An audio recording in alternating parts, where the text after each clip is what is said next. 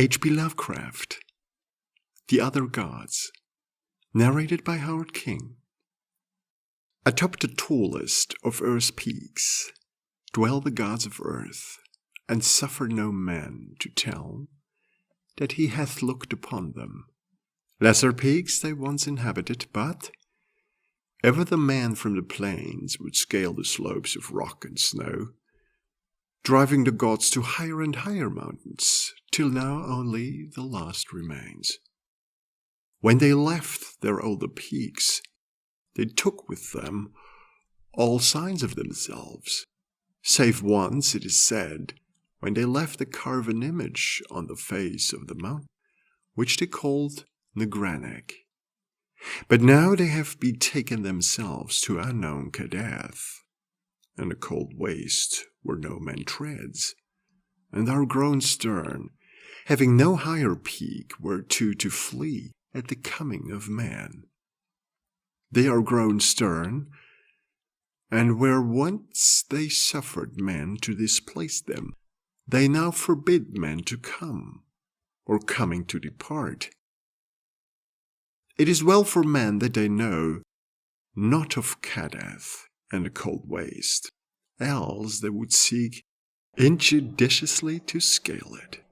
Sometimes when earth's gods are homesick, they visit in the still night the peaks where once they dwelt, and weep softly as they try to play in the olden way on remembered slopes. Men have felt the tears of the gods on white-capped Churai, though they have thought it rain, and have heard the sighs of the gods in the plaintive dawn winds of Lyrian. In cloud ships the gods are wont to travel, and wise cutters have legends that keep them from certain high peaks at night when it is cloudy. For the gods are not lenient as of old. In Atal, which lies beyond the river Sky, once dwelt an old man avid to behold the gods of earth, a man deeply learned in the 7 cryptical books of San, and familiar with the pneumatic manuscripts of distant and frozen Lomar. His name was Barzai the Wise, and the villagers tell of how he went up a mountain on the night of the strange eclipse. Barzai knew so much of the gods that he could tell of their comings and goings, and guessed so many of their secrets that he was deemed half a god himself. It was he who wisely advised the burgesses of Atal when they passed their remarkable law against the slaying of cats, and who first told the young priest Atal where it is that black cats go at midnight on St. John's Eve. Barzai was learned in the lore of Earth's gods, and had gained a desire to look upon their faces. He believed that his great secret knowledge of gods could shield him from their wrath, so resolved to go up to the summit of high and rocky Hatheg-Kla on a night when he knew the gods would be there. Hatheg-Kla is far in the stony desert beyond Hatheg, for which it is named, and rises like a rock statue in a silent temple. Around its peak the mists play always mournfully, for mists are the memories of the gods, and the gods loved Hatheg-Kla when they dwelled upon it in the old days. Often the gods of earth visit Hatheg-Kla in their ships of cloud, casting pale vapors over the slopes as they dance reminiscently on the summit under a clear moon. The villagers of Hatheg say it is ill to climb Hatheg-Kla at any time, and deadly to climb it by night, when pale vapors hide the summit and the moon. But Barzai heeded them not when he came from neighboring Atal with the young priest Atal, who was his disciple. Atal was only the son of an innkeeper, and was sometimes afraid. But Barzai's father had been a landgrave who dwelt in an ancient castle, so he had no common superstition in his blood, and only laughed at the fearful cutters. Barzai and Atal went out to Hatheg, into the stony desert, despite the prayers of peasants, and talked of Earth's gods by their campfires at night. Many days they travelled, and from afar saw lofty Hatheg-Kla with his aureole of mournful mist. On the 13th day they reached the mountain's lonely base, and Atal spoke of his fears. But Barzai was old and learned, and had no fears, so led the way boldly up the slope that no man had scaled since the time of Sansu, who is written of with fright and in the moldy Pnakotic manuscripts. The way was rocky and made perilous by chasms, cliffs, and falling stones. Later it grew cold and snowy, and Barzai and Atal often slipped and fell as they hewed and plodded upward with staves and axes. Finally the air grew thin, and the sky changed color, and the climbers found it hard to breathe.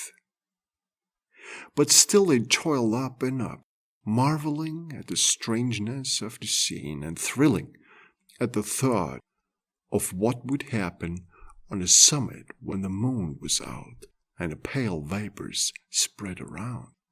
For 3 days they climbed higher, higher, and higher toward the roof of the world. Then they camped to wait for the clouding of the moon. For 4 nights no clouds came, and the moon shone down cold through the thin, mournful mists around the silent pinnacle. Then, on the 5th night, which was the night of the full moon, Barzai saw some dense clouds far to the north and stayed up with Atal to watch them draw near.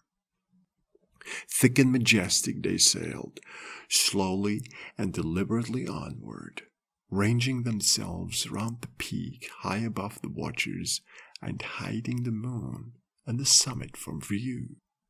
For a long hour the watchers gazed, whilst the vapors swirled, and the screen of clouds grew thicker and more restless. Barzai was wise in the lore of Earth's gods, and listened hard for certain sounds, but Atal felt the chill of the vapors and the awe of the night, and feared much. And when Barzai began to climb higher and beckon eagerly, it was long before Atal would follow. So thick were the vapors that the way was hard, and though Atal followed on at last, he could scarce see the grey shape of Barzai on the dim slope above the clouded moonlight.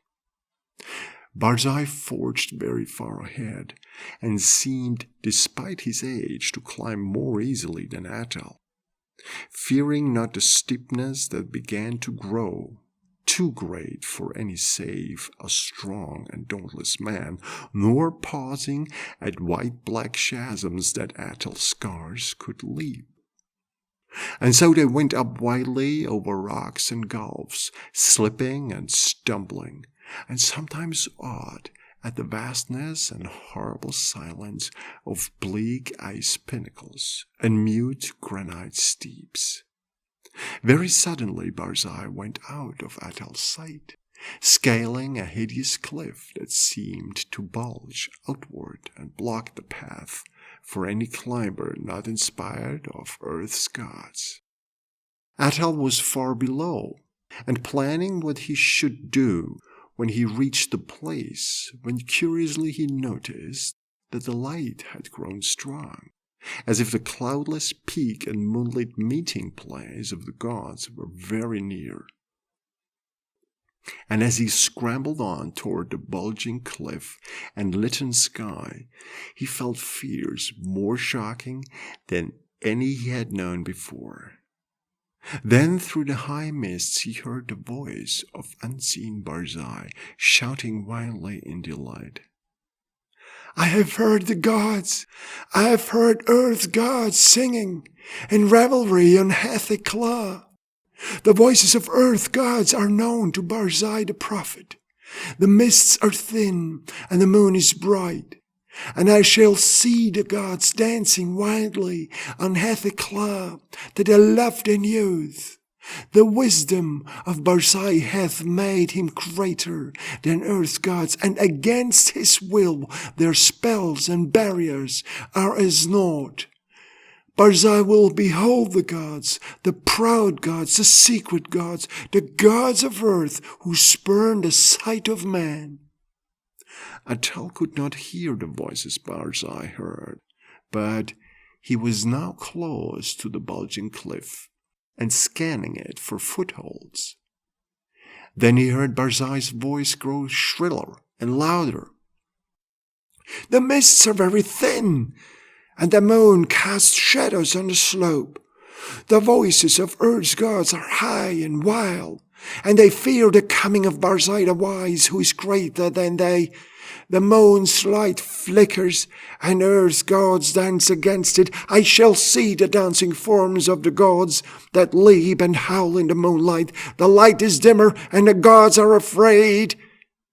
Whilst Barzai was shouting these things, Atal felt a spectral change in the air, as if the laws of earth were bowing to greater laws. For though the way was steeper than ever, the upward path was now grown fearsomely easy, and the bulging cliff proved scarce an obstacle when he reached it and slid perilously up its convex face. The light of the moon had strangely failed, and as Atal plunged upward through the mists, he heard Barzai the Wise shrieking in the shadows. "The moon is dark, and the gods dance in the night. There is terror in the sky, for upon the moon hath sunk an eclipse foretold in no books of man or of Earth's gods. There is unknown magic on Hatheg-Kla, for the screams of the frightened gods have turned to laughter, and the slopes of ice shoot up endlessly into the black heavens, whither I am plunging. Hey, hey, at last, in the dim light I behold the gods of earth." And now Atal, slipping dizzily up over inconceivable steeps, heard in the dark a loathsome laughing, mixed with such a cry as no man else ever heard, save in the phlegethon of unrelatable nightmares, a cry wherein reverberated the horror and anguish of a haunted lifetime packed into one atrocious moment. "The other gods, the other gods, the gods of the outer hells that guard the feeble gods of earth. Look away, go back, do not see the vengeance of the infinite abysses, that cursed, the damnable pit. Merciful gods of earth, I am falling into the sky." And as Atal shut his eyes and stopped his ears and tried to jump downward against the frightful pull from unknown heights, there resounded on Hatheg-Kla that terrible peal of thunder which awaked the good colours of the plains and the honest burgesses of Hatheg and Nir and Althar, and caused them to behold through the clouds that strange eclipse of the moon that no book ever predicted. And when the moon came out at last, Atal was safe on the lower snows of the mountain, without sight of Earth's gods, or of the other gods. Now it is told in the moldy narcotic manuscripts that Sansu found naught but wordless ice and rock when he climbed Hatheg-Kla and the youth of the world.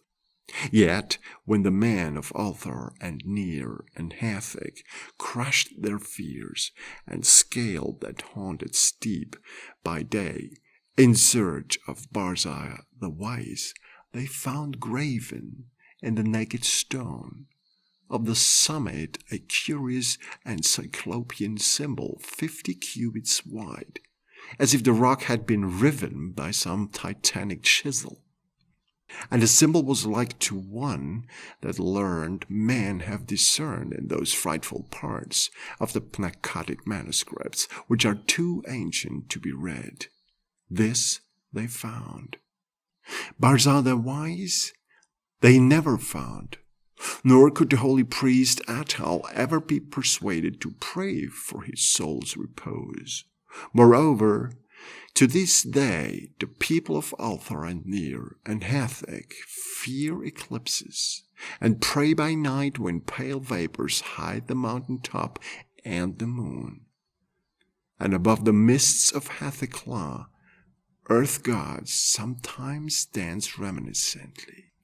For they know they are safe, and love to come from unknown Kadath in ships of cloud, and play in the olden way, as they did when earth was new, and men not given to the climbing of inaccessible places.